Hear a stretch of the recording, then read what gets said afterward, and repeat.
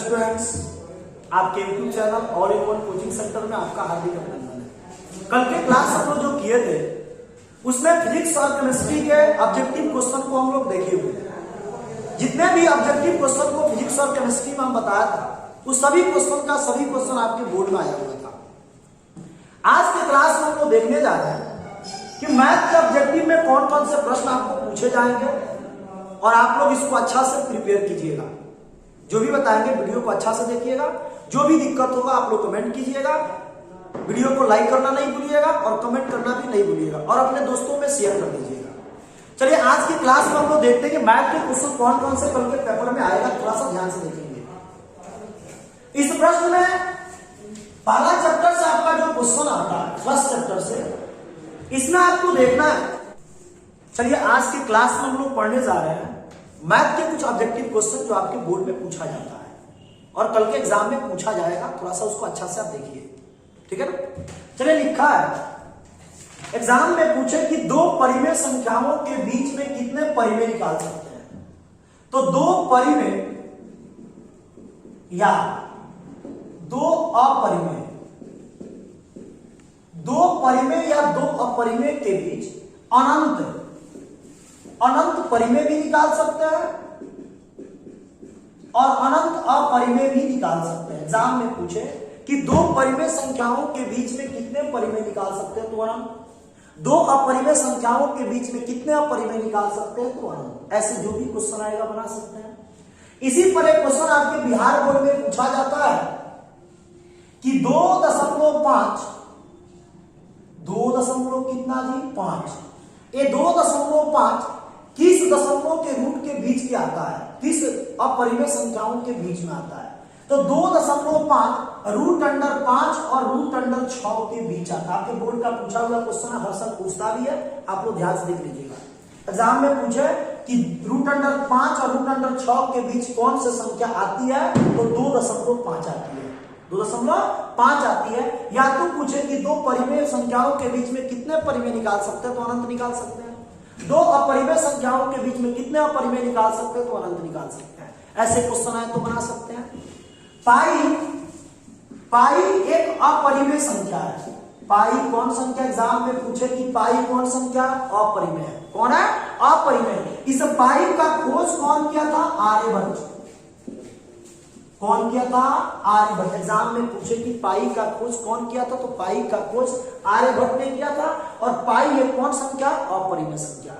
अपरिमेय संख्या के साथ कोई भी संख्या जुड़ी हो, जिसे मान लेते हैं कि परिमेय प्लस माइनस गुणा या भाग, अपरिमेय, यानी कि एक परिमेय हो और एक अपरिमेय हो, अगर ये दोनों जुड़ जाता है या घट जाता है या गुना हो जाता है या भाग हो जाता है, टोटल संख्या को अपरिमेय संख्या कहते हैं।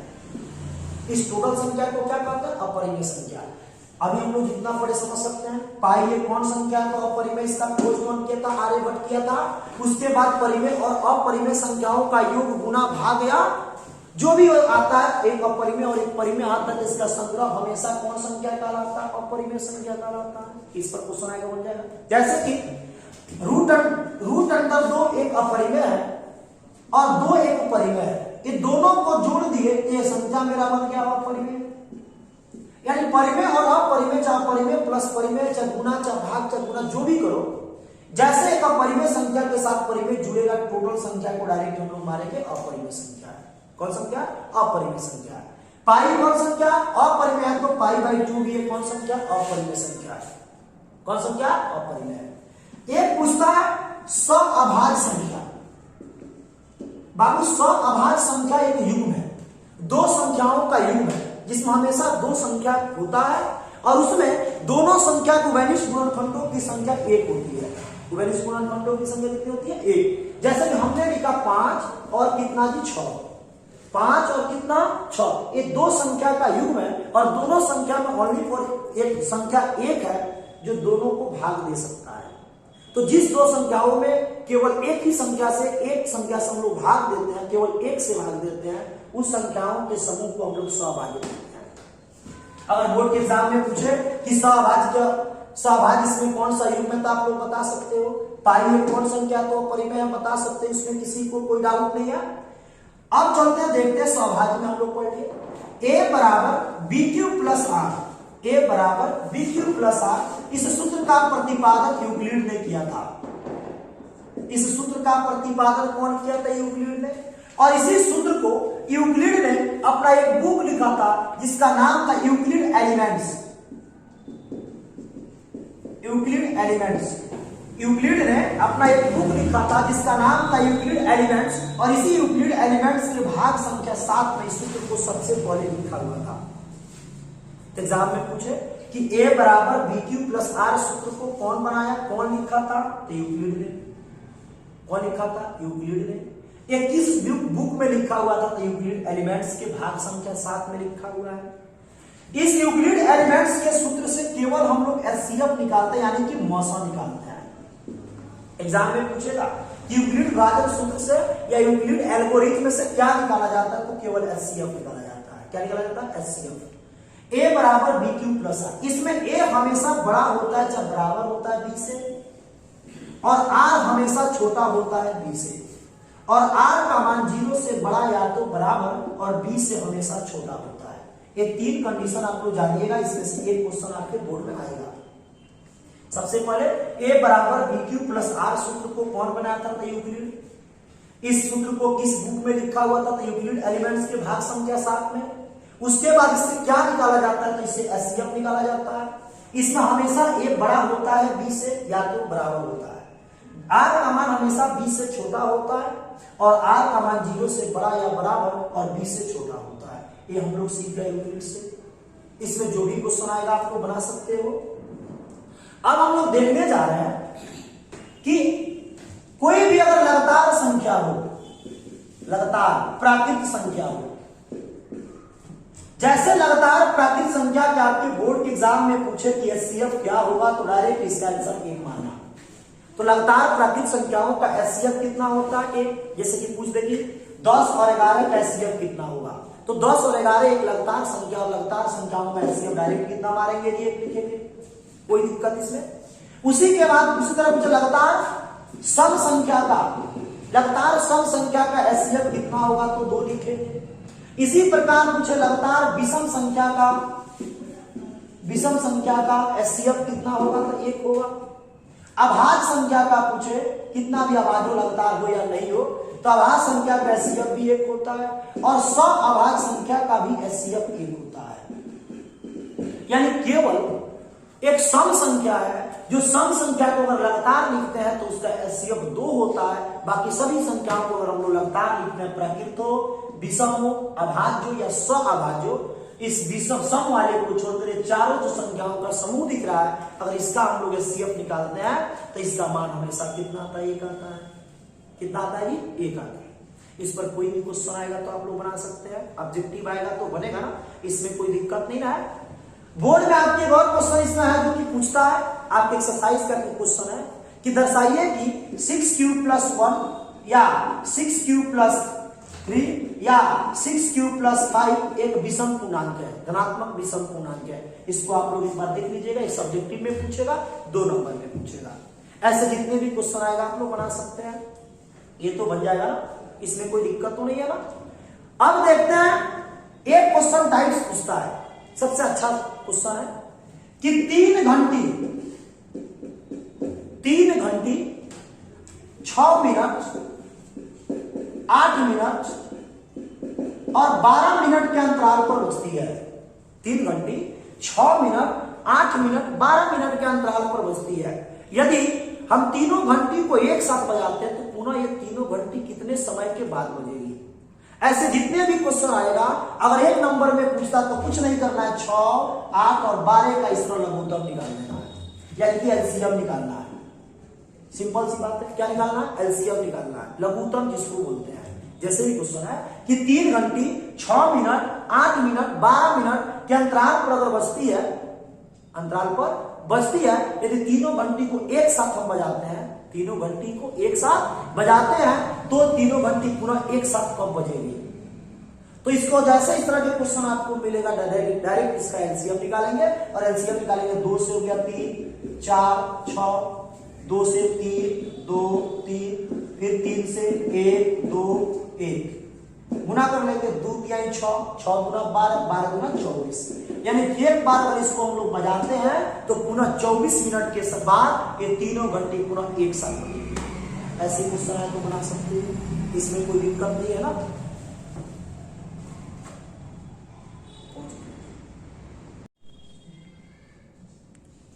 अब हम लोग देखते हैं, अभी जो क्लास में हम लोग पढ़े इसको अच्छे से देख लीजिएगा। अभी चलिए हम लोग देखने जा रहे हैं, क्या इसको भी ध्यान से देखना है। एक क्वेश्चन आपके बोर्ड में पूछता है कि निम्न में से कौन दशमलव शांत है और कौन दशमलव अशांत है। कौन दशमलव शांत है और कौन दशमलव अशांत है। जिस भिन्न को अगर देखना है कि वो शांत है तो कोई भी भिन्न P बटा Q में होता है, कोई भी भिन्न P बटा Q में होता है। उसको जानना है कि वो दशमलव शांत है कि नहीं है, तो उसमें केवल Q का इस तरह गुणनखंड तोड़ना है, और इस Q के गुणनखंड में अगर 2 5 आता है या केवल 2 आता है या केवल 5 आता है तो हम लोग कहेंगे कि शांत है। इसके अलावा 2 5 के अलावा कुछ भी आ जाता है तो डायरेक्ट उसको मारेंगे कि अशांत है। जैसे कि हम एक क्वेश्चन दे रहा है 31 बटा 50, हमको मतलब नहीं है ऊपर से, हमको मतलब है Q से, और इस Q का गुणनखंड Q के जगह पर 50 है, इस 50 का हम लोग खंडन करेंगे तो 2 से आएगा 25, फिर 5 से काटेंगे तो 5, यानी कि इसके गुणनखंड में केवल 2 और 5 आया। 2 और 5 को छोड़ के कुछ नहीं है, डायरेक्ट इसका ऑप्शन में आएगा आंसर, तो लिख देंगे कि शांत दशमलव है। और 2 5 के अलावा कोई और भी संख्या आ जाता है तो उसको लिखेंगे कि अशांत है। जैसे कि हम कहते हैं 13 बटा 30, हम गुणनखंड तोड़ेंगे 30 का, 2 से तो 15, 3 से तो 5। अब देखिए 2 और 5 के अलावा इसमें कौन आ गया, 3 आ गया, अर्थात ये दशमलव मेरे लिए कौन दशमलव है जी, अशांत है। तो शांत और अशांत से एक क्वेश्चन आपके बोर्ड में पूछेगा, आप लोग इसको बना लीजिएगा। अशांत में एक दशमलव होता है 0.10, फिर 00, 1,000,000, जिसका दशमलव प्रसार इस तरह बढ़ते जाता है, ऐसे दशमलव को भी अशांत बोलते हैं, और ऐसे दशमलव हमारा अपरिमेय संख्या कहलाता है। कौन संख्या कहलाता है, अपरिमेय। अगर ऐसे दशमलव कहीं भी मिले ऑप्शन में तो डायरेक्ट उसको लिखेंगे कि अपरिमेय संख्या है, कोई दिक्कत। एक आपके बोर्ड में क्वेश्चन पूछता है विजातीय समूह। विजातीय समूह, ये विजातीय समूह क्या होता है कि 4 ऑप्शन में, जैसे कि ए ऑप्शन है, बी ऑप्शन है, सी ऑप्शन है, डी ऑप्शन है, इसमें 3 ऑप्शन एक जैसा होगा और एक ऑप्शन जो होगा वो अलग होगा। अब आपको अपने माइंड से समझना है कि 4 ऑप्शन में से कौन ऐसा ऑप्शन है जो अलग है। आपके बोर्ड में 1 नंबर का क्वेश्चन पूछता है, जैसे देगा कि √25, √49, √50 और √36, इसमें से विजातीय समूह कौन है। तो देखिए 25 का वर्गमूल 5, 49 के वर्गमूल 7, 36 के वर्गमूल 6, लेकिन 50 का वर्गमूल नहीं निकलता है, रूट मींस बाहर नहीं निकलेगा, अर्थात ये चारों ऑप्शन में से √50 मेरे लिए विजातीय समूह है। विजातीय का अर्थ होता अलग। अब ये नहीं कि विजातीय समूह केवल आपको संख्या में ही पूछेगा, विजातीय समूह आपको बहुपद से भी पूछ सकता है, विजातीय समूह द्विघात समीकरण से भी पूछ सकता है, विजातीय समूह आपके एपी से भी पूछ सकता है। यानी विजातीय का अर्थ समझ में आ गया ना। विजातीय का अर्थ होता है कि 4 ऑप्शन में से जो ऑप्शन अलग होगा उसको ठीक मानना है। ऐसे क्वेश्चन आए तो बना सकते हैं, बनेगा। अब इसमें क्वेश्चन आता है जैसे 0.365, इस पर 6 5 के ऊपर पाई, अब कहेगा इसको P बटा Q में लिखे, नहीं बटा के रूप में लिखे। ये पूछेगा आपके एग्जाम में 1 नंबर का, या तो पूछेगा 2 नंबर का। 2 नंबर का पूछेगा तो 9th क्लास का एक डिग्री आप लोग पढ़े हैं पिछले क्लासों में, उसको आप लोग बना लीजिएगा। अभी 10th क्लास में अगर 1 नंबर में पूछता है तो कैसे बनाएंगे, थोड़ा सा बोर्ड पर देखिएगा, ध्यान से देखिएगा और कमेंट करना नहीं भूलिएगा कि आपको समझ में आया कि नहीं। 365, 0.365, सबसे पहले दशमलव उसको आपको भूल जाना है, टोटल जो संख्या होगा उसको लिखना है। तो 0.365 है तो 0 को पहले नहीं लिखना है, यानी 365। जितना पर पाई होता है उससे कोई मतलब नहीं, जितना पर पाई नहीं है उसको घटा देते हैं। तो 365 में से 3 पर पाई नहीं है तो 3 को घटा दिए, बटा दशमलव के बाद जितना पर पाई होता है उतना नीचे 9 लिखते हैं, और दशमलव के बाद जितना पर पाई नहीं होता उतना नीचे 0 लिखते हैं। समझ में आया कि नहीं। 365 का 365, जिस पर पाई नहीं उसको घटा दिए, दशमलव के बाद जितना पर पाई है उतना 9 और दशमलव के बाद जितना पर पाई नहीं उतना 0। ये घट जाएगा तो 362 बटा 990 आप लोग इसको काट लेना, ये कट जाएगा ना दूसरे 4, उसके बाद 9 5, फिर ये भी कट जाएगा 18 181 बटा 495। इसके फिर कटने वाला होगा तो काट दीजिएगा। एक और देख लीजिए, जैसे कि हम बोलते हैं 5, जैसे आपके बोर्ड में पूछता है, हर साल पूछा हुआ क्वेश्चन है, ध्यान दीजिएगा 1.47 के ऊपर पाई, तो सबसे पहले हम लिखेंगे 147, जिस पर पाई नहीं है घटा देंगे, 14 पर नहीं है तो 14 को घटा देंगे, वो दशमलव के पहले हो या बाद हो मतलब उससे नहीं है, बटा दशमलव के बाद में जितना पर पाई होगा उतना 9 और दशमलव के बाद में जितना पर पाई नहीं होगा उतना नीचे 0। तो दशमलव के बाद पर एक ऊपर पाई नहीं है तो एक 0, इसको घटा देंगे 133 बटा 90 आंसर। बोर्ड में आपके 1 नंबर का प्रश्न पूछेगा, आप लोग आसानी से ट्रिक से बना सकता है। अगर पूछता है 2 नंबर का तो 9th क्लास का मेथड से आप लोग बना लीजिए। अभी एक और क्वेश्चन पूछता है आपके बोर्ड में, जैसे root under 6 plus root under 6 plus root under 6 plus dot dot अनंत इनफिनाइट, और इस तरह के प्रश्न पूछता है इसका मान क्या होगा, इसका मान क्या होगा। बाबू जब भी इस तरह के क्वेश्चन पूछता है इसमें संख्या का मान क्या होगा, तो इसमें देखते हैं कि अंदर अंदर क्या है। अंदर इसमें 6 है ना, अंदर क्या है बाबू, तो 6 है। अगर इसमें अंदर 6 होता है, क्या है बाबू 6, उसको 2 खंडों में तोड़ते हैं और ऐसे तोड़ते हैं जिसको गुना करे 2 अंकों में तो 6 है और दोनों अंक को घटाए तो 1 आए। जैसे 6 है तो 6 को लिख सकते हैं 3 गुने 2, अगर 6 है तो 3 गुने 2 3 दूना 6 और 3 में से 2 गया तो बच गया कितना जी 1। अब इसमें अगर बीच में प्लस होगा तो इस क्वेश्चन का आंसर आपका बड़ा वाला हो जाएगा, अगर बीच में माइनस होता तो आंसर इसका छोटा वाला हो जाता।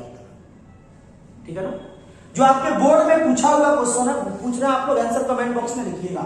56 plus root under 56 plus root under 56 plus dot dot अनंत। अब ये 56 है, 56 का खंड तोड़िएगा तो 56 को तोड़िएगा तो 8 गुने 7 होगा, 8 7 56, 8 में से 7 किया तो 1, अगर यहां पर प्लस है तो आपका आंसर हो गया 8, अगर यहां पर माइनस होता तो आंसर होता 7। जैसे कि माइनस वाला देख लेते हैं, root under 12 minus root under 12 minus root under 12 dot dot infinite तक। अगर इस तरह के प्रश्न पूछता है, यहां पर 12 है ना, अब 12 को तोड़ दो तो 3 गुने 4 गुने 3, 4 क्या 12, 4 में से 3 गया तो 1। अब देखते हैं इसमें माइनस है ना, तो माइनस होगा तो आंसर इसका 3। चलिए अभी तो क्वेश्चन ऑब्जेक्टिव में पूछेगा तो बना सकते हैं, इसमें किसी को दिक्कत कोई नहीं है ना, कमेंट करो। अब चलिए देखते हैं नेक्स्ट क्वेश्चन पे। एक प्रश्न पूछता है, जब भी पूछेगा तो x बराबर 7 प्लस 4 रूट 3, x बराबर 7 प्लस 4 रूट 3, अगर इस तरह के प्रश्न देता है और इस प्रश्न में एग्जाम में पूछते कि x प्लस 1 बाई एक्स का वैल्यू क्या है, तो ध्यान से देखिएगा। x बराबर 7 प्लस 4 रूट 3 अगर दे दे आप पूछे x प्लस 1 बाई एक्स का वैल्यू क्या होता है, इस तरह के जितना भी प्रश्न पूछे तो जो भी यह प्रश्न देता है इसमें एक चीज आप लोग को देखना होता है, ये दोनों का स्क्वायर करके घटाने पर अंतर एक आना चाहिए, एक होता ही है, एग्जाम में देखा तो एक आएगा ही। जैसे 7 7 49, इसका स्क्वायर करोगे तो 4 का स्क्वायर 16 और रूट 3 का स्क्वायर 3, 16 3 48, यानी 49 में से 48 गया तो अंतर आया 1 का। जैसे इस तरह के कोई प्रश्न अगर आपको मिलता है तो आगे सबसे पहले 1 बाई एक्स का वैल्यू निकालना, तो x का वैल्यू 7 प्लस 4 रूट 3 है तो 1 बाई एक्स का वैल्यू बस यहाँ का चीज चेंज कर दो, 7 माइनस 4 रूट 3 होगा। खूब ध्यान सुनिएगा, अगर यहाँ पे x बराबर 7 प्लस 4 रूट 3 है तो यहाँ पे 1 बाई एक्स का वैल्यू बस यहाँ पे प्लस का यहाँ पे कर दो माइनस। अब कह रहे दोनों को जोड़ना है तो दोनों को जोड़ देंगे, दोनों को जोड़ेंगे तो x प्लस 1 बाई एक्स, ये दोनों को जोड़ेंगे तो 7 7 14, ये प्लस माइनस कट गया 0, यानी x प्लस 1 बाई एक्स का वैल्यू कितना आ गया जी 14 आया ना। फिर समझते हैं x बराबर 7 प्लस 4√3 1 बाई एक्स का वैल्यू पूछे तो यहाँ पे प्लस होगा तो यहाँ पर क्या होगा माइनस, प्लस होगा तो क्या होगा माइनस। जब माइनस हो गया तो पूछ रहा है x प्लस 1 बाई एक्स का मान, तो दोनों के बायां पक्ष को एक तरफ जोड़ दो, दायां पक्ष को एक तरफ जोड़ दो। 7 का 7 14, ये दोनों से माइनस प्लस कट गया, आंसर आ गया 14। लेकिन आपके बोर्ड में एक साथ पूछा हुआ क्वेश्चन है, हो सकता है कि आपके बोर्ड में पूछ दे। वो पूछा है x बराबर √7 प्लस 4√3, ये आपके बोर्ड में पूछा हुआ क्वेश्चन है, बीए क्वेश्चन ऑब्जेक्टिव में ध्यान दीजिएगा। अब तब पूछेगी x प्लस 1 बाई एक्स का वैल्यू निकालना। अब तो यहाँ पे डबल रूट हो गया। जब इस तरह के रूट आएगा तो इसको एक बार और स्क्वायर कर दीजिए। जब इसको स्क्वायर कीजिएगा तो इसका रूट हट जाएगा, तो 7 प्लस 4√3 आ जाएगा।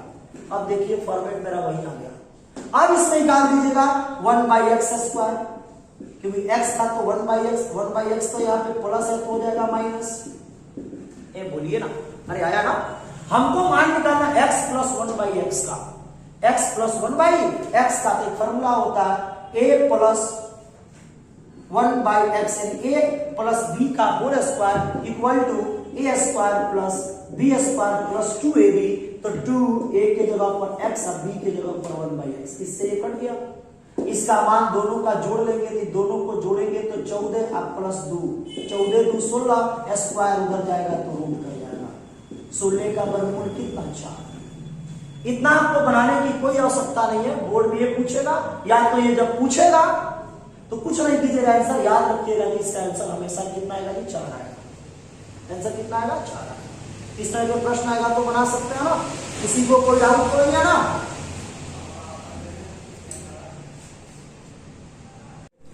अब हम लोग देखने जा रहे हैं बहुपद से जो पॉलिनोमियल से क्वेश्चन पूछता है।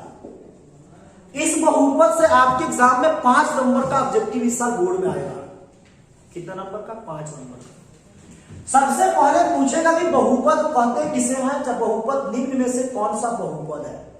तो जो भी इसमें चर मान होगा, इसमें चर मान मेरा x है, इस x के पावर देखना कि एक पूर्ण संख्या है कि नहीं।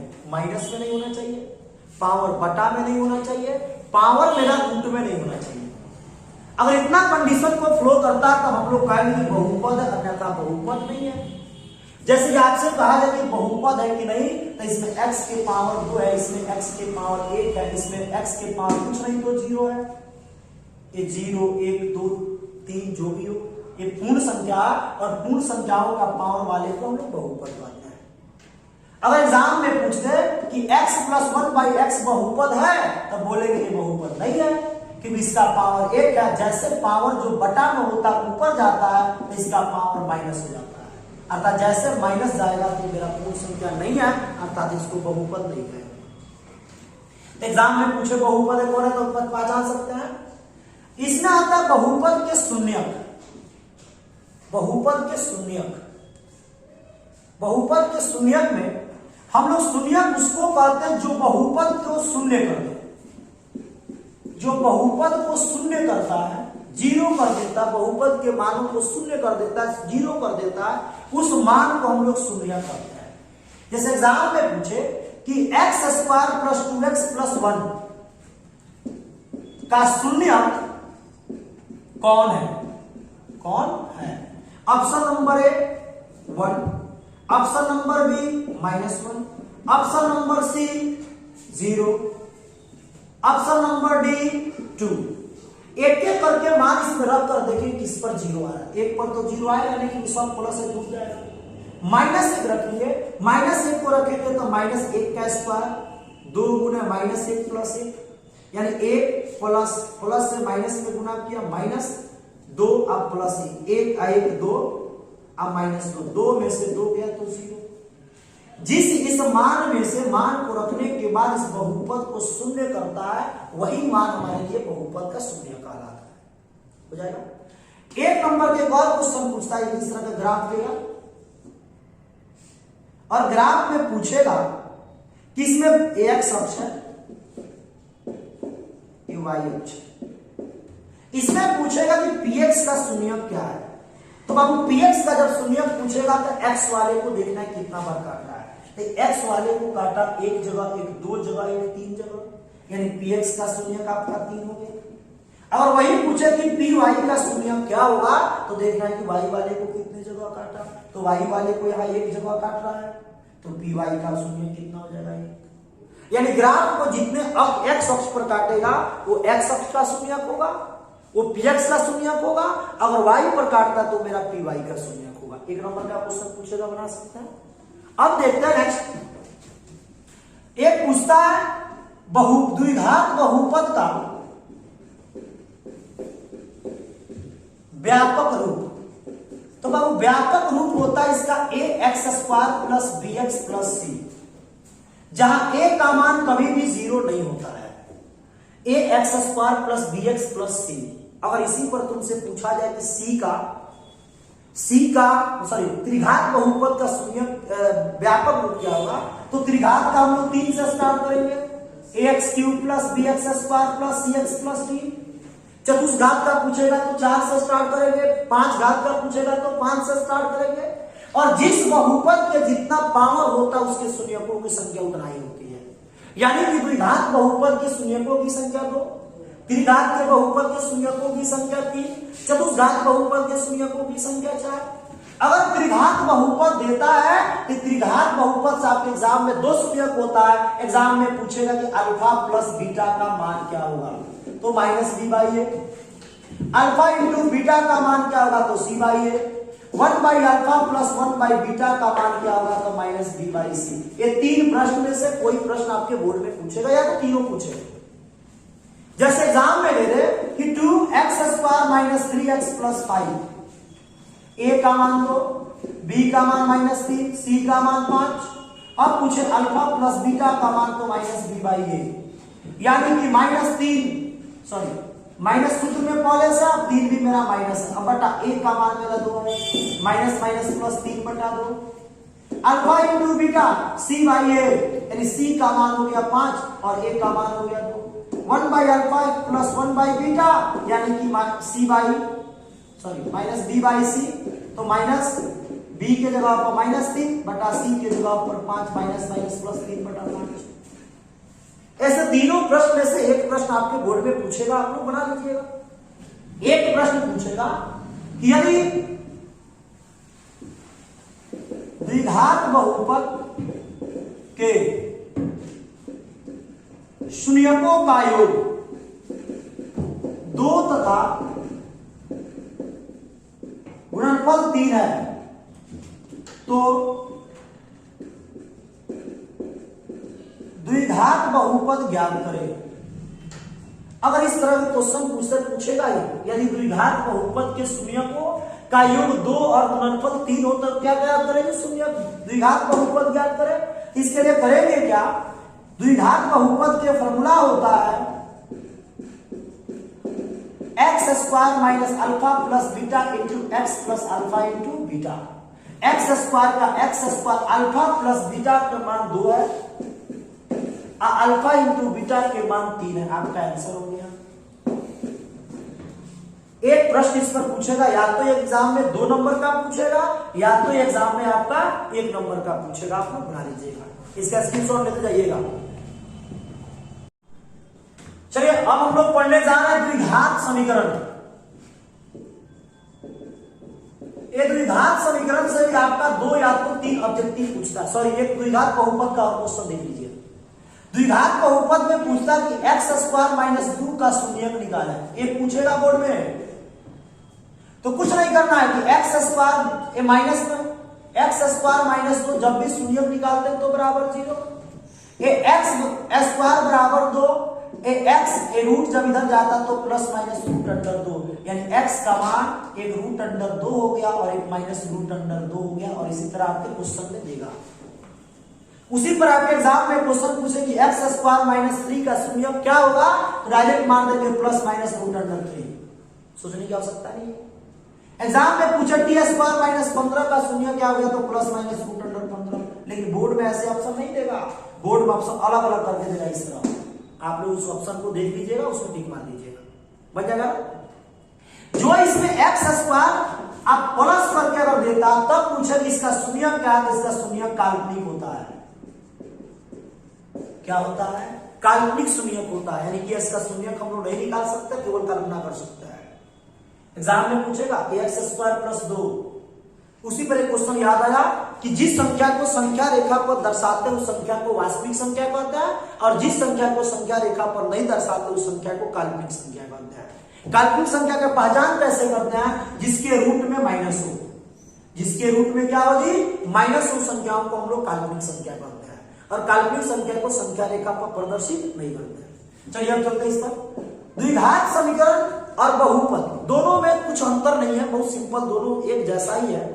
अंतर केवल इतना ही है कि बहुपद के बराबर 0 नहीं होता है और द्विघात समीकरण में बराबर 0 लिया जाता है। जैसे कि द्विघात समीकरण का व्यापक रूप a x square plus b x plus c बराबर 0 होता है। A x square plus b x plus c बराबर 0 होता है। इसके भी दो मूल होते हैं, एक अल्फा और एक बीटा। इसमें भी शून्यकों का योग माइनस बी बाई ए, शून्यकों का गुणनफल c by a, 1 by alpha plus 1 by beta minus b by c. Same सूत्र आपका द्विघात बहुपद का ही होता है। इसमें आपके बोर्ड में दो प्रकार के क्वेश्चन पूछे जाते हैं, तो ध्यान देखिएगा। सबसे पहले द्विघात समीकरण को पहचान सकते हैं। द्विघात समीकरण के मूल कितने होते हैं? दो, एक अल्फा और एक बीटा। अब इसके एग्जाम में क्या क्वेश्चन पर पूछता, ध्यान देखिएगा। 2x square minus 3x plus 2 बराबर 0 के मूल की प्रकृति ज्ञात करें। मूल की प्रकृति ज्ञात करें। यदि मूल का अस्तित्व हो तो उन्हें ज्ञात करें। खूब ध्यान से देखिएगा बाबू, ये बीएम क्वेश्चन है, बहुत इंपॉर्टेंट क्वेश्चन है, 2 नंबर का पूछेगा बोर्ड में। 2x square minus 3x plus 2 equal to 0 के मूल की प्रकृति ज्ञात करें। यदि मूल का अस्तित्व हो यानी मूल वास्तविक हो तो उन्हें ज्ञात करें। जब जैसे भी मूल की प्रकृति कहेगा ज्ञात करने के लिए तो डी निकाला जाता है, और डी के फॉर्मूला होता है बी स्क्वायर माइनस 4ac, यानी डी बराबर बी के जगह पर -3 माइनस 4 इंटू ए के जगह पर 2 इंटू सी के जगह पर 2, ए 9, ए 4 गुना 8 गुना 16, 16 में से 9 गया तो माइनस आ गया, कितना जी 7। जैसे डी का मान अगर माइनस आता है तो मूल अस्तित्व नहीं होता है, मूल वास्तविक नहीं होता है, यानी मूल का अस्तित्व नहीं होता है। जब मूल का अस्तित्व नहीं होगा तब आपको आगे का मूल निकालने की कोई आवश्यकता नहीं है। ऐसे क्वेश्चन आप तो बना सकते हैं। अब एक देख लेते हैं जिसका मूल वास्तविक हो, अब तब उसके मूल को कैसे निकालते हैं। 2x square plus 3x minus 1 equal to 0। अगर इसमें d निकालेंगे तो बी स्क्वायर माइनस 4ac, यानी 3 का स्क्वायर माइनस 4 इंटू 2 गुना माइनस 1, 3 तिरका 9 माइनस माइनस प्लस 4 गुना 8, 8 और 9 17, यानी d का मान इसमें प्लस आ गया, यानी माइनस में छोड़कर प्लस आए, 0 में बटा, उससे कोई मतलब नहीं है। अगर आता है तो मूल वास्तविक है। अगर मूल वास्तविक है तो कहेगा कि इसका मूल ज्ञात करें, तो इसका x का फॉर्मूला होता है minus b plus minus root under d बटा 2a, यानी कि माइनस का माइनस और b के जगह पर 3 प्लस माइनस रूट अंडर कितना जी 17 अब बटा 2 इंटू a के जगह पर 2 minus 3 plus minus root under 17 बटा 2 में 2 से मल्टीप्लाई कर दो 4, यानी कि जैसे किसी मूल की द्विघात समीकरण के पूछे कि मूल की प्रकृति निकाले, दिमाग में हमेशा यही सोचना है कि हमको डी निकालना है, और डी का मान जैसे माइनस में आए तो मूल का वास्तविक नहीं है, यानी मूल काल्पनिक है, और डी का मान प्लस में आए तो 0 आए तो मूल वास्तविक है। इसी पर एक और प्रश्न पूछता है जो आपके बीए क्वेश्चन है कि 2x square plus ax plus 3 बराबर 0 के मूल समान है तो k का मान ज्ञात करें। k का मान ज्ञात करें। 2x square plus kx plus 3 equal to 0 के मूल समान है तो k का मान ज्ञात करें। अब जैसे d इसका मूल समान होता है तो d का वैल्यू 0 होता है। विवेचक कितना होता है 0, इसे d को हम लोग विवेचक बोलते हैं तो विविक्तर बोलते हैं। तो d बराबर 0, d का formula b square minus 4ac equal to 0, d के जगह पर k 4 इंटू ए के जगह पर 2 इंटू सी के जगह पर 3 इक्वल टू 0, के स्क्वायर 4 गुना 8 का 24, 0, के स्क्वायर बराबर 24, के बराबर प्लस माइनस रूट अंडर 24, यानी के बराबर प्लस माइनस 24 को लिख सकते हैं 4 गुने 6, के बराबर प्लस माइनस 4 के वर्गमूल 2 रूट 6 आंसर हो गया। अर्थात जो भी इसमें के का वैल्यू ए की जगह पर पूछे, बी की जगह पूछे, सी का पूछे, एग्जाम में कहे कि इसका मूल समान है तो डायरेक्ट डी बराबर 0 लिखेंगे और इसमें बनाते जाएंगे ऑटोमेटिक के का वैल्यू निकल जाएगा। आपके दिमाग में आता है जो अगर मूल समान नहीं होता तो क्या करते हैं, सेम इसी तरह बनाते, बस जहां पे बराबर है वहां पे इस तरह बड़ा का साइन देते जाते हैं, कुछ नहीं करते, जहां पे बराबर है वहां पे बड़ा का साइन करते जाते, आपका आंसर हो जाता। ठीक है ना, सेम ऐसा ही बनाएंगे, लेकिन हमारा 0 वाला है तो यहाँ पे सब पर आप लोग बराबर लिखिएगा। ऐसे क्वेश्चन आए तो आप लोग बना सकते हैं ना, चलिए बोलिए कमेंट बॉक्स में लिखिए कि बना सकते हैं कि नहीं बना सकते हैं। ये दोनों क्वेश्चन इंपॉर्टेंट है, इसका स्क्रीनशॉट ले लीजिएगा। अब हम लोग को पढ़ना समानांतर श्रेणी, समानांतर श्रेणी जिसको एपी कहते हैं। क्या कहता है? एपी। ये समानांतर श्रेणी दो प्रकार का होता है। सबसे पहले समानांतर श्रेणी किसे कहते हैं? जिसके पदों के बीच का अंतर समान हो, जैसे नीचे की 2, 4, 6, 8, 10, यानी कि 6 में से 4 में से 2 गया तो 2, 6 में से 4 गया तो 2, 8 में से 6 गया तो 10 में से 8 गया तो 2, यानी प्रत्येक का अंतर अगर समान आता है तो इसको हम लोग कहते हैं समानांतर श्रेणी। समानांतर श्रेणी में जो पहला होता है, जो सबसे पहले दिखता है, उसको प्रथम पद कहते हैं, जिसको ए से शुरू करते हैं। जो अंत में होता है उसको अंतिम पद एन कहते हैं। ए से लेकर एन तक जितना पदों की संख्या होता है उसको एन कहते हैं। क्या कहते हैं? एन कहते हैं। और दूसरा पद में से प्रथम पद को जब घटा देते हैं तो डी कहते हैं। यानी कि फिर से देखते हैं, प्रथम पद इसमें 2, अंतिम पद 10, 1, 4 में से 2 गया तो सार बनता डी, और जो 2 से लेकर 10 तक 1, 2, 3, 4, 5 पद की संख्या होगी उसको एन कहते हैं। ये तीनों से फॉर्मूला बनता है n equal to a plus n minus 1 into d. इस पर एक प्रश्न पूछेगा, आप लोग बना लीजिएगा। जैसे पूछ देगा ए का मान 2, डी का मान 5, एन का मान 3, तो एनवा पद याद करें तो a plus n minus 1 into d पर बना लीजिएगा। अथवा जैसे कहेगा कि एपी का, तो एपी में कोई भी एपी का जो पद होता है उसके पद से एक कम डी लिखते। अगर पूछेगा कि दूसरा पद का फॉर्मूला तो ए प्लस डी, 10वां पद का पूछेगा तो ए प्लस 9 डी, 11वां पद का पूछेगा तो ए प्लस 10 डी, यानी जितना पद का पूछेगा उससे कम डी इसमें जोड़ते हैं। ठीक है ना, ऐसे प्रश्न आएगा तो बना सकते हैं। एपी आप लोग पहचान सकते हैं, दूसरा में से पहला घटाने के बाद सबका अंतर अगर समान आता है, डी का वैल्यू सेम आता है, तो हम लोग कहते हैं कि सार्वंतर समान है और वो समानांतर श्रेणी है। समानांतर श्रेणी दो प्रकार का होता है, एक होता सीमित, एक होता परिमित, इसको कहते हैं सीमित कहते हैं, परिमित लिखते हैं, और एक होता अपरिमित।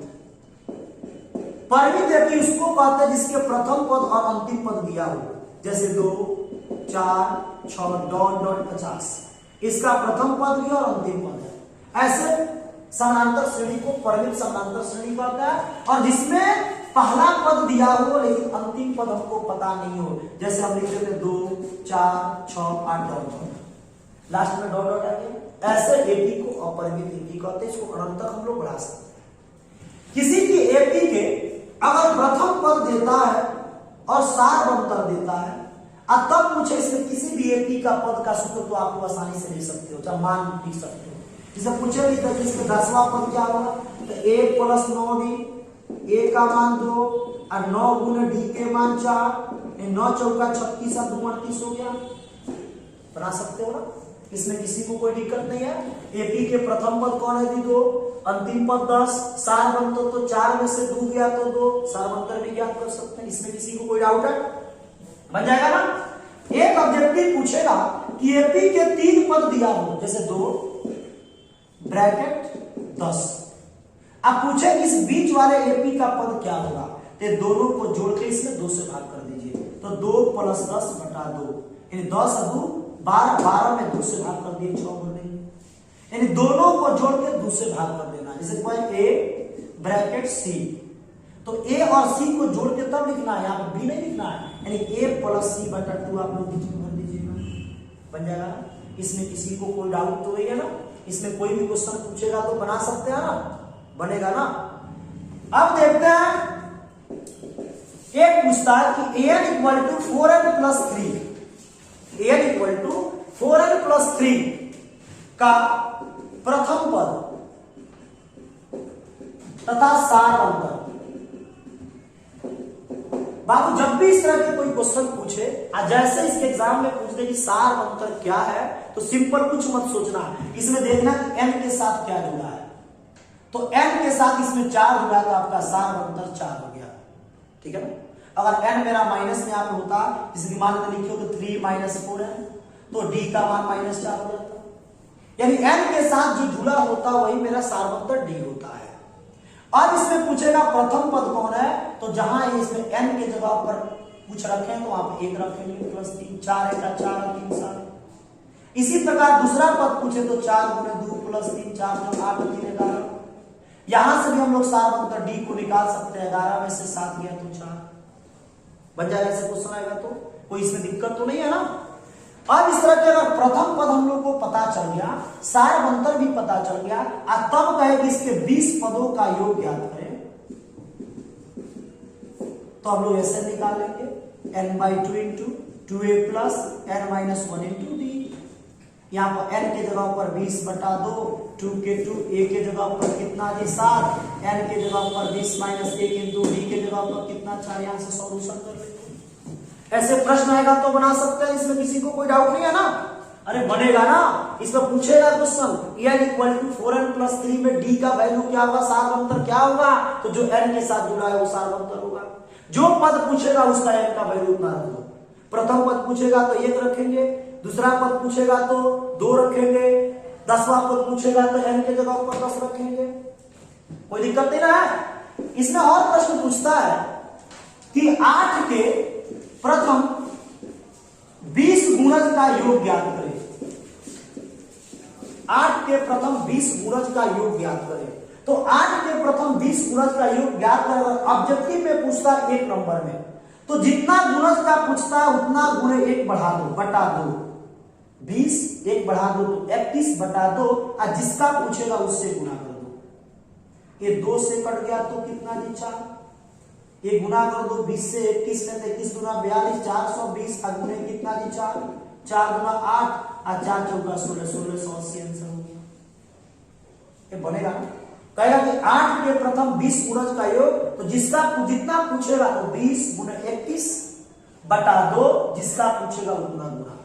ऐसे आप लोग बना सकते हैं, इसमें कोई दिक्कत नहीं है।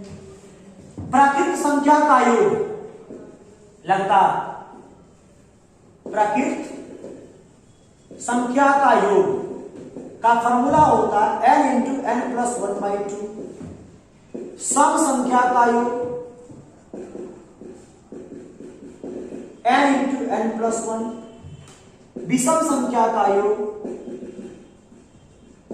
n²। एपी से इसमें पूछेगा क्वेश्चन, आप लोग बना सकते हो। एक पूछेगा कि एपी को पहचानते हैं कि नहीं, तो सार अंतर निकाल देंगे। दूसरा पूछेगा निम्न में से कौन एपी है कि बना सकते हैं। या तो पूछेगा कौन परिमित एपी है, कौन अपरिमित एपी है, पहचान सकते हैं। या तो इसमें पूछेगा कि प्रथम पद कौन है, सार अंतर कौन है, डी कौन है।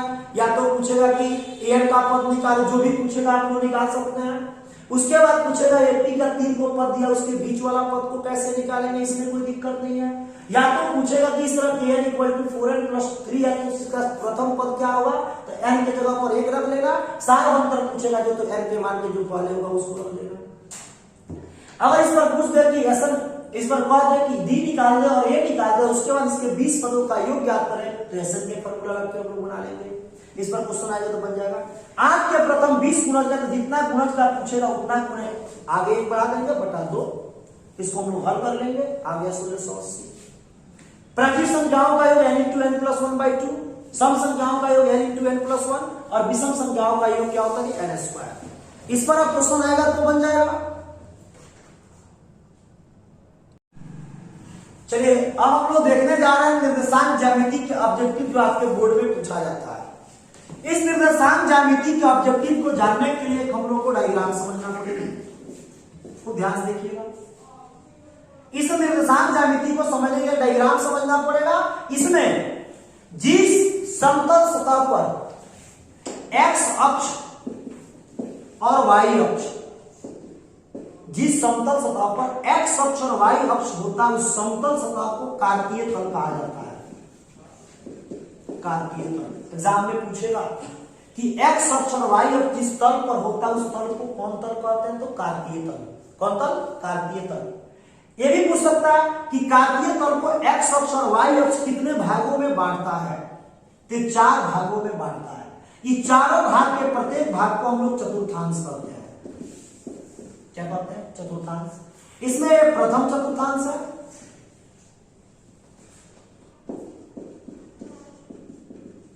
ये आपका द्वितीय, ये तृतीय और ये चतुर्थ।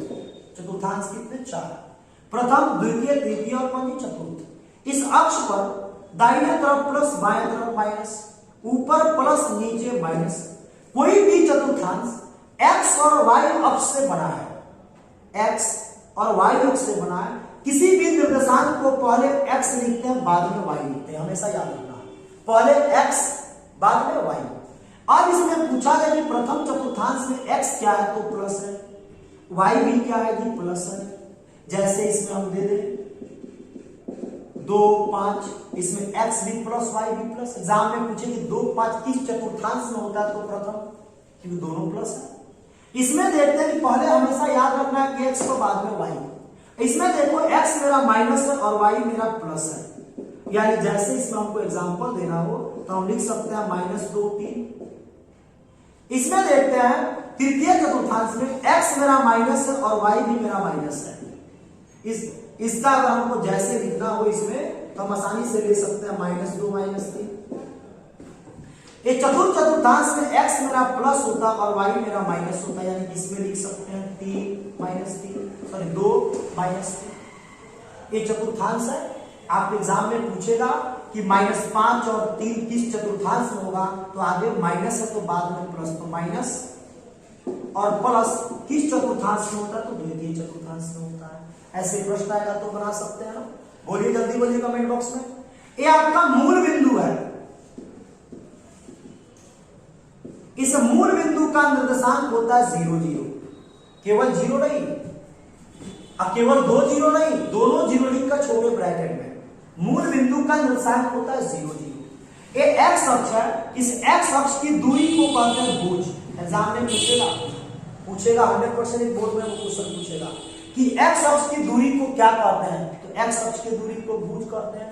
और ऐसी रेखा को क्षैतिज रेखा कहते हैं। ऐसी रेखा को कौन रेखा कहते हैं? क्षैतिज रेखा।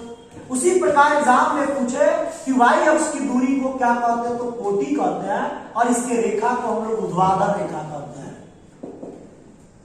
ऊर्ध्वाधर रेखा कहते हैं। यानी कि क्षैतिज अक्ष, क्षैतिज रेखा को कौन अक्ष कहते हैं? एक्स अक्ष। एक्स अक्ष की दूरी क्या कहलाती है? भुज। वाई अक्ष की दूरी क्या कहलाती है? कोटि। आपसे एग्जाम में पूछेंगे 2 और 5 में कोटि कौन है, तो 5। भुज कौन है? 2। ये बनेगा ना। इसी में पूछता है, 2 बातों को ध्यान समझना है कि एक्स अक्ष की दूरी तो भुज, वही एग्जाम में पूछे एक्स अक्ष से दूरी तो कोटि। यानी पूछ रहा है एक्स अक्ष से दूरी कोई बिंदु, जैसे कि मान लेते हैं ऐसे बिंदु एक्स अक्ष है, ये वाई अक्ष है, यहां पे कोई बिंदु ए है और पूछ रहा है ये बिंदु एक्स अक्ष से कितना दूर है, तो एक्स अक्ष से दूरी, एक्स अक्ष से दूरी वाई की ऊंचाई ना बता रहे हैं, और वाई के दूरी वाले को हम लोग क्या कहते हैं? कोटि। क्या कहते हैं? कोटि। तो एक्स अक्ष की दूरी पूछे तो भुज, एक्स अक्ष से दूरी पूछे तो कोटि। उसी प्रकार पूछे वाई अक्ष की दूरी तो कोटि, और वाई अक्ष से दूरी तो भुज। से पूछेगा तो विपरीत, की पूछेगा तो वही बोलना है। अगर कोई बिंदु एक्स अक्ष पर होता है तो उसका निर्देशांक x0 होता है, x का मान होता है, y का मान 0 होता है। जैसे बोर्ड में पूछे कि 5 और 0 ये किस चतुर्थांश में होगा, तो चतुर्थांश में नहीं होगा, ये अक्ष पर होगा। वो भी किस अक्ष पर होगा, तो जिसका मान दिया होगा। मान दिया x का, फिर y का भी दिया है, लेकिन जिसका मान 0 होगा वो अक्ष पर नहीं होगा। यानी कि मान दिया x का, तो एग्जाम में पूछे कि 5 0 किस अक्ष पर होगा, चाहे किस चतुर्थांश में होगा, तो डायरेक्ट लिखेंगे x अक्ष पर होगा। अगर कोई बिंदु y अक्ष पर होता है तो y का मान होता है लेकिन x का मान 0 होता है। x की जगह पर 0, y की जगह पर y लिखेंगे। इसलिए पूछे 0 और 5 किस चतुर्थांश में है, तो चतुर्थांश में नहीं है, अक्ष पर है। किस अक्ष पर है, तो y अक्ष पर है। फिर से सुनते हैं, x अक्ष और y अक्ष जिस तल पर बने होते हैं उस तल को कार्तीय तल कहते हैं। कार्तीय तल को x अक्ष और y अक्ष 4 भागों में काटता है। चारों भाग के प्रत्येक भाग को चतुर्थांश कहते हैं। चतुर्थांश में प्रथम, द्वितीय, तृतीय और चतुर्थ होता है। प्रथम में दोनों प्लस होता है, द्वितीय में पहला माइनस दूसरा प्लस, तृतीय में x भी प्लस, x भी माइनस, y भी माइनस, चतुर्थ में x प्लस होता है और y माइनस होता है। पहले वाले मान को हम लोग भुज कहते हैं, दूसरे वाले मान को हम लोग कोटि कहते हैं। x अक्ष की दूरी भुज कहलाती है और x अक्ष से दूरी कोटि कहलाती है। y अक्ष की दूरी कोटि कहलाती है और y अक्ष से दूरी भुज कहलाती है। ये दोनों बातों को ध्यान सुनिएगा, x अक्ष की दूरी भुज, x अक्ष से दूरी कोटि। उसके बाद x अक्ष की रेखा क्षैतिज रेखा, y अक्ष की रेखा ऊर्ध्वाधर रेखा कहलाती है। मूल बिंदु का निर्देशांक 0 0 होता है, जहां x का भी मान 0 होता है और y का भी मान 0 होता है। अगर कोई बिंदु x अक्ष पे होता है तो x का मान होता है लेकिन y का मान 0 होता है। अगर कोई बिंदु y अक्ष पर होता है तो y का मान होता है लेकिन x का मान 0 होता है। इस पर क्वेश्चन आए तो बना सकते हैं। ऑब्जेक्टिव पूछे बना लीजिएगा। एक ऑब्जेक्टिव पूछता है एग्जाम में कि 2 5 तथा 3 -5 के बीच की दूरी ज्ञात करें। बीच की दूरी ज्ञात करें। बाकी एक नंबर में पूछेगा, एक नंबर में पूछेगा तो एक नंबर के तरह ही बनाइएगा, रूट लिख दीजिएगा और दोनों वाले में देखना कि चीज समान है कि असमान है। अगर दोनों में अगर प्लस होगा तो घटाइएगा, दोनों में माइनस होगा तो घटाइएगा और एक प्लस और एक माइनस हो तो दोनों को जोड़ दीजिएगा। यहाँ पे 2 प्लस है, 3 भी प्लस है तो दोनों को घटा देंगे। 3 में से 2 गया तो 1, जो भी आएगा उसका स्क्वायर कर दो। 1 का स्क्वायर 1 प्लस, ये माइनस में 5 है और यहाँ पे 5 प्लस में है। अब दोनों का चिन्ह असमान हो गया तो दोनों को जोड़ देना। 5 5 10, 10 का स्क्वायर कर देना 100, 100 आए 101 आंसर हो गया। ऑब्जेक्टिव में पूछेगा तो मात्र 10 सेकंड में तुम लोग बना सकते हो। ऐसे क्वेश्चन आए तो बन जाएगा ना, कोई दिक्कत। कोई भी अगर 3 बिंदु अगर संरेखी होता है तो उस संरेखी से बने त्रिभुज का क्षेत्रफल 0 होता है। या तो हम लोग त्रिभुज का क्षेत्रफल निकालते हैं, अगर 0 आ जाता है तो तीनों बिंदु संरेखी होता है। संरेखी का अर्थ होता है एक ही रेखा पर तीनों बिंदु स्थित हो, ठीक है ना, उससे त्रिभुज की रचना नहीं होती है। एग्जाम में पूछेगा कि मध्य बिंदु का निर्देशांक क्या होता है। मूल बिंदु का पूछे तो 0 0, अब मध्य बिंदु का पूछेगा तो x1 plus x2/2 y1 plus y2/2। मध्य बिंदु का पूछेगा तो x1 plus x2/2 y1 plus y2/2। अब मूल बिंदु का पूछेगा तो 0 0। ये दोनों में बहुत अंतर है, ध्यान से देखिएगा और घर पे अच्छा से बनाइएगा। एग्जाम में भी अच्छा से बनाइएगा, इसमें कोई दिक्कत तो नहीं है। 8वां चैप्टर जो आपका त्रिकोणमिति है, त्रिकोणमिति से आपका ज्यादा करके सूत्र पूछता है और मान पूछता है कि tan 30 डिग्री का मान क्या होगा, तो 1/√3। tan 60 का मान क्या होगा, तो √3। sin 30 का मान क्या होगा, तो 1/2। ये मान को आप लोग याद कर लीजिएगा। एक क्वेश्चन आपके बोर्ड में पूछता है साइन से, सॉरी ट्रिगो से कि साइन a बराबर 3/4 हो तो cos a का मान क्या है। एक नंबर में पूछेगा तो हम जानते हैं कि साइन a का मान 3/4 है तो साइन के फॉर्मूला p/h 3/4, यानी p का मान दिया, h का मान दिया, b का आपको मान पता नहीं है। b का फॉर्मूला आप लोग पढ़े √h² - b²। तो 4 का स्क्वायर 16 में से 3 का स्क्वायर 9 चल गया तो 7 बचा। जब b का मान पता चल गया, h का मान 4 दिया तो cos का फॉर्मूला होता है b/h, तो b का मान आ गया √7 और h का मान आ गया 4। आप लोग निकाल लीजिएगा, ऐसा आएगा तो बन जाएगा। उसके बाद आता है क्वेश्चन कि साइन 18 डिग्री बटा cos 72 डिग्री। बाबू साइन का cos दे, tan 30 डिग्री बटा cot 60 डिग्री। 3 क्वेश्चन बताते, ध्यान से देखिएगा। cos 50 डिग्री बटा sec 40 डिग्री। अब ये तीनों टाइप्स क्वेश्चन को देख लीजिएगा। अगर इस तरह के क्वेश्चन आ जाए, साइन के साथ cos आ जाए, tan के साथ cot आ जाए, cosec के साथ sec आ जाए, अब दो के एंगल को जोड़ने के बाद 90 आ जाए, 72 18 90 60 30 90 और 40 50 90, तो डायरेक्ट ही सबका आंसर एक। आंसर कितना? एक। अगर ये माइनस में दे देता sine 18 degree minus cos 72 degree, तो इसका आंसर 0। अगर बटा में दे तो आंसर कितना जी? एक। माइनस में दे तो आंसर कितना? 0। यही दोनों पूछता है। दिमाग में सर प्लस देगा तो प्लस अगर दे देता है तो किसी एक का दुगना ऑप्शन में रहेगा, या तो 2 साइन 18 डिग्री या तो 2 कॉस 72 डिग्री। आप लोग बना लीजिएगा। उसके बाद आपको 8.4 चैप्टर से आपको सूत्र पूछता है, आप लोग याद रखिएगा। Sine square theta plus cos square theta बराबर 1, ऐसे क्वेश्चन को आप लोग याद रखिएगा, ज्यादा ठीक रहेगा। अतः ट्रिगो में ज्यादा करके आप लोग जितना भी सूत्र आप लोग लिखे हुए हैं, जो भी स्टूडेंट नहीं लिखे हैं कहीं से याद कर लेंगे, या तो बुक में दिया हुआ है आप लोग वहां से देख लीजिएगा, ठीक है ना। इसमें कोई दिक्कत नहीं है। अथवा आप लोग व्हाट्सएप पर, मेरा नंबर आप लोग को पास होगा, आप लोग वहां से व्हाट्सएप कर लीजिएगा, हम उस पर भी डाल सकते हैं, ठीक है। या तो डिस्क्रिप्शन बॉक्स में हम उसका लिंक डाल देंगे, आप लोग वहां से नोट कर लीजिएगा। अब हम लोग देखने जाए, अब देखिए ऐसे क्वेश्चन आएगा तो आप लोग बना सकते हैं, सूत्र भी याद कर लीजिएगा। अब इसमें हम लोग पढ़ने जा रहे हैं 14 चैप्टर।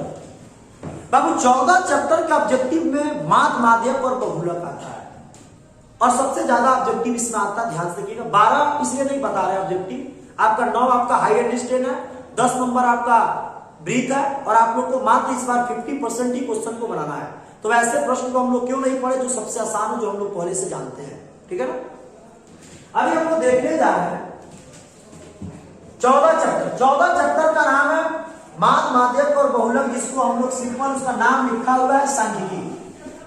सांख्यिकी गणित की वैसी शाखा है जिसमें आंकड़ों के बारे में हम लोग अध्ययन करते हैं। सांख्यिकी गणित की वैसी शाखा है जिसमें हम लोग आंकड़ों के बारे में सीखते हैं कि आंकड़ों के कैसे रखना है, उसको कैसे लिखना है। इसमें आप लोगों को 3 चीजों को पढ़ना होता है। एग्जाम में पूछेगा केंद्रीय प्रवृत्ति की माप। केंद्रीय प्रवृत्ति की 3 माप होती है, जिसमें माध्य, माध्यक और बहुलक होता है। केंद्रीय प्रवृत्ति की कितनी माप होती है? 3 होती है। एक होता है माध्य, एक होता माध्यक और एक होता बहुलक। केंद्रीय प्रवृत्ति की 3 माप होती है, जिसमें एक होता है माध्य, एक होता माध्यक और एक होता है आपका क्या जी? बहुलक। माध्य को हम लोग x बार से सूचित करते हैं, माध्यक को हम लोग m से सूचित करते हैं, और बहुलक को हम लोग m से सूचित करते हैं। ऐसे क्वेश्चन आएगा तो आप लोग बना सकते हैं ना। अच्छा से आप लोग ध्यान से पढ़िएगा, इसमें कहीं भी दिक्कत होगा पूछिएगा। तो माध्य, माध्यक और कौन जी? बहुलक। माध्य एक औसत होता है। माध्य क्या होता है? औसत होता है। जैसे एग्जाम में दे 2 5 7 3 का माध्य निकाले, तो माध्य का फॉर्मूला होता है सभी प्रेक्षणों का योग बटा सभी प्रेक्षणों की संख्या, यानी सबको जोड़ दो। यानी माध्य का अर्थ हुआ कि सभी प्रेक्षणों का योग बटा सभी प्रेक्षणों की संख्या, सबको जोड़ दो। 2 5 7 7 7 14 14 3 17 बटा 1 2 3 4 है 4 4 चौका 16 का 4 1 आया 4 गुना 8 4 बचे भी संख्या, यानी सभी अंकों को जोड़ देंगे और जोड़कर उसमें जितना संख्या होगा उससे भाग कर देंगे, हमारा माध्य निकल जाएगा। इसी पर एक क्वेश्चन पूछेगा आंकड़ों से परिसर ज्ञात करें, तो परिसर के फॉर्मूला होता है उच्च मान माइनस निम्न मान, यानी बड़े वाले मान में से छोटे वाले मान को घटा देते हैं, मेरा परिसर आ जाता है। अब एग्जाम में पूछ दे 2 5 7 3 का परिसर क्या होगा, तो 7 में से 2 गया तो बच गया 5, आपका परिसर हो गया। यानी बड़े वाले मान में से छोटे वाले मान को जब हम लोग घटा देते हैं तो उसका आंसर कितना आ जाता है? परिसर आ जाता है। माध्य पढ़ चुके सभी प्रेक्षणों का योग बटा सभी प्रेक्षणों की संख्या, यानी सबको जोड़ के और जितना संख्या होगा उससे भाग कर दीजिएगा। यानी प्रॉब्लम किसी को भी परिसर भी समझ गए, उच्च मान में से निम्न मान को घटा देते हैं, उसको परिसर करना है। माध्यक को इंग्लिश में मीडियन बोलते हैं। माध्यक एक बीच मान होता है। जैसे एग्जाम में पूछे 2 5 7 10 12 का माध्यक लिखे, तो माध्यक के लिए सबसे पहले आंकड़ों को बढ़ते क्रम में सजाते हैं। तो हमने पहले से बढ़ते क्रम में इसको सजा दिया है। अब बढ़ते क्रम में से अगर 2 इधर छाट देंगे, 2 इधर, बीच में जो बचेगा वो मेरा माध्यक हो गया। अब आपको दिमाग में आता है सर तो मान लेते हैं कि 5 को था तो 2 इधर छाटे 2 इधर छाटे, बच गया 7, तो माध्यक लिए, और 6 होता तब क्या करते? जैसे देख लीजिए 2 5 3 7 8 4, तो सबसे पहले इसको बढ़ते क्रम में सजा देंगे, 2 3 4 5 7 8, 2 इधर छाटेंगे, 2 ये, जो 2 बच जाएगा वो दोनों को जोड़ के आपको 2 से भाग कर देना है। 4 5 9 बटा 2 यानी 4.5 आंसर।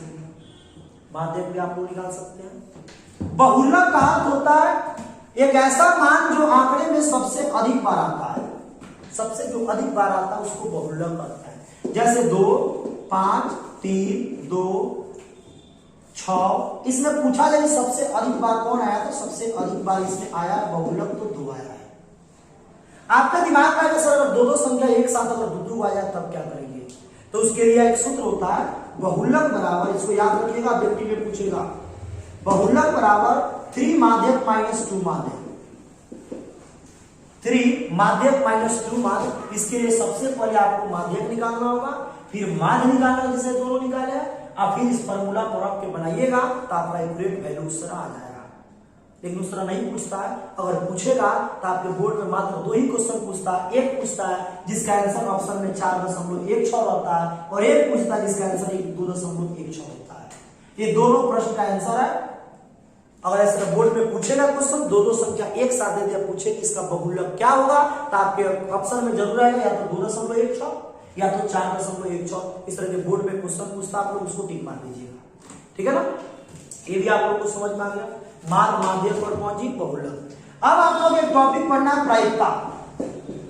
प्रायिकता एक प्रोबेबिलिटी होती है, प्रायिकता एक घटना होती है जिसमें जितना मेरे साथ घटना होता है उसको ऊपर लिखते हैं, टोटल घटना को नीचे लिखते हैं। प्रायिकता के मान 0 से बड़ा होता है या तो 0 होता है, और 1 से छोटा होता है या तो 1 होता है। घटना होने की संख्या और घटना नहीं होने की संख्या का योग हमेशा 1 होता है। प्रायिकता का मान कभी माइनस में नहीं हो सकता, तो माइनस में जब जाएगा तो उसका मान 0 से कम हो जाएगा। 1 से ज्यादा भी नहीं हो सकता, क्योंकि प्रायिकता का मान 0 या तो 0 से बड़ा, 1 या तो 1 से छोटा होता है। अगर इसमें क्वेश्चन आपके बोर्ड में पूछेगा कि मान लेते हैं कि एक थैले में 3 काली गेंद, 5 नीली गेंद, नीली गेंद, 2 सफेद गेंद है, और पूछे कि इसमें सफेद गेंद की क्या प्रायिकता होगी, तो सबसे पहले टोटल को जोड़ दीजिए। 2 3 5, 5 और 5 10, टोटल जो होगा उसको नीचे। अब तब पूछ रहा है कि सफेद गेंद की, तो जिसका पूछेगा उसको ऊपर, काटने वाला होगा तो काट दो 1/5, जिसका पूछेगा उसको ऊपर, टोटल संख्या को नीचे आप लोग बना सकते हैं ना, इसमें कोई दिक्कत नहीं है। अगर काली गेंद का पूछे तो काली गेंदों की संख्या 3, और टोटल गेंदों की संख्या 10, 3/10।